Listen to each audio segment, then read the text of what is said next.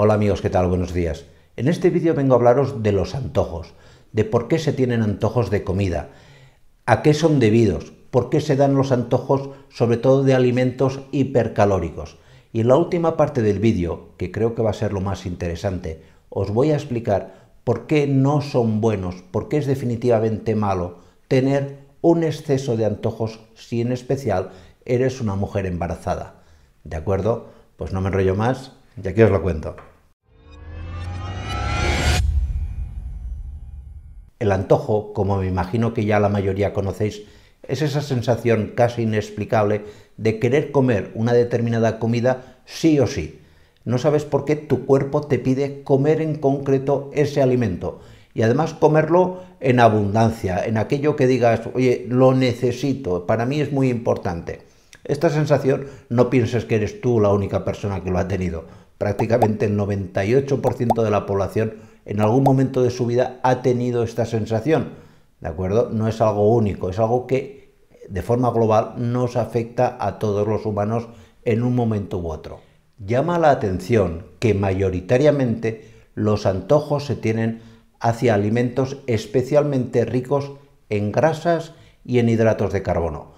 Da igual que sean dulces o que sean salados, eso es independiente, pueden ser de uno u otro. Hay personas que tienen más antojos de alimentos salados y otras que lo tienen más de alimentos dulces, pero en general se caracterizan por ser alimentos, ya te digo, muy calóricos, con mucha grasa y muchos hidratos de carbono.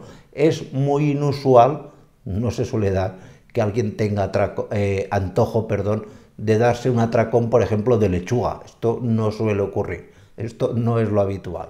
¿En qué se van a diferenciar el antojo del hambre? Pues básicamente el hambre es un proceso que va apareciendo paulatinamente, va apareciendo poco a poco. Tú vas incrementando esa sensación de necesidad de comer y además no de comer algo por lo general específico, sino simplemente de llenar el buche, de comer lo que sea para mitigar esa sensación que todos conocemos. En cambio, el antojo es algo que aparece de forma súbita, es algo que de repente se da y puede que hayas comido hace muchas horas o que hayas comido hace pocas horas. No tiene exactamente esa relación con la ingesta previa de alimento. ¿A qué se deben los antojos? Pues básicamente se ha demostrado que los antojos o esa sensación de querer comer algo en concreto en una cantidad abundante está relacionado con dos hormonas. En primer lugar, con la hormona grelina, una hormona que se produce en la pared del estómago y que manda órdenes al cerebro para que, oye, dame de comer que el estómago está vacío. Es decir, cuando se tiene un antojo, los niveles de grelina están elevados. Al mismo tiempo, hay otra hormona, que es la hormona leptina, que es la hormona que le dice al cerebro, no me des más de comer, que ya tengo bastante. En las personas que tienen estos antojos exacerbados, los niveles de leptina van a ser muy bajitos, muy bajitos. Y esto hará que continuamente quieran comer ese alimento en cantidad, que se tengan la necesidad de darse ese atracón. Aquí en la descripción os adjuntaré un artículo presentado en la revista Cells Reports, donde se explica este funcionamiento de las dos hormonas, de cómo su alteración hace que tengamos de manera exacerbada esta sensación de antojo continuado, de querer comer de manera exacerbada un determinado alimento. ¿Y qué pasa con los antojos en el embarazo? Todos habéis oído hablar, y si sois mujeres más todavía, de que hay personas que durante el embarazo pues tienen, yo qué sé, antojos de comer muchos pepinillos o antojos de comer, no sé qué, muchas fresas, etcétera, etcétera. Y esto ¿a qué es debido? ¿Por qué los antojos se van a dar más en mujeres embarazadas y por qué no es un buen síntoma tener un exceso de antojos? Pues básicamente parece ser, esto no está muy claro, pero os pondré aquí un estudio que se ha hecho en Barcelona sobre esta temática.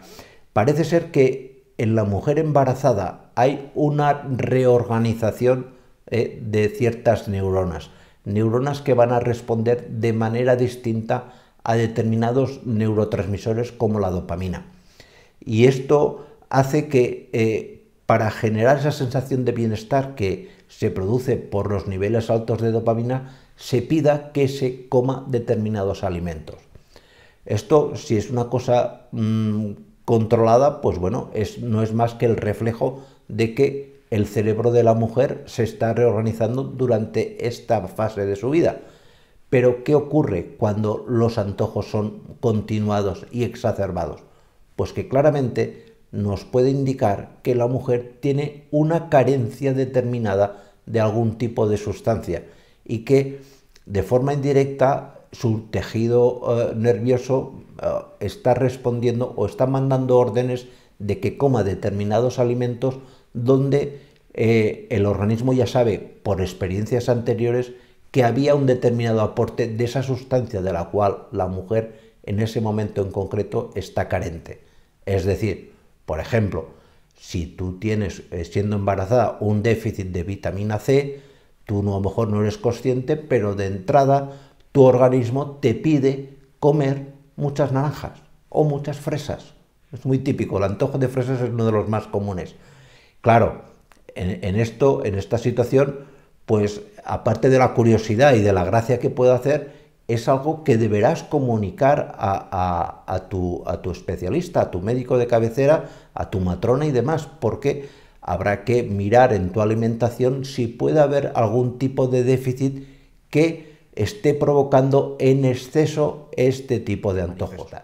¿De acuerdo? Pues nada más, muchísimas gracias y nos vemos en los siguientes vídeos. Cuidaros mucho. Chao.